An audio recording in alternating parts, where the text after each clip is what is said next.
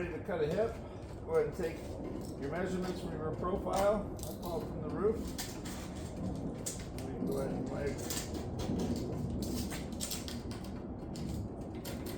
tops and bottoms. Create a cut line. Take it to the cutter.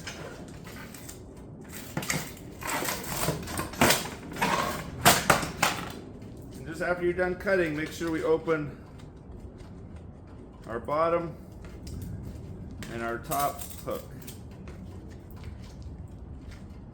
Alright, when we're doing our hip panels, the first aspect we're going to go ahead and bring it tight to that hip line.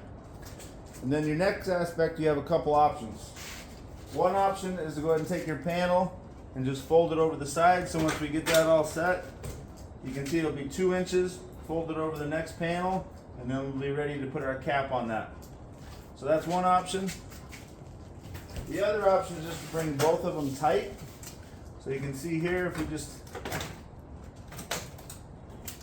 place that panel in, and we'll just bring it as tight to that hip line as possible, as you can see here. And then you can go ahead and fasten that panel.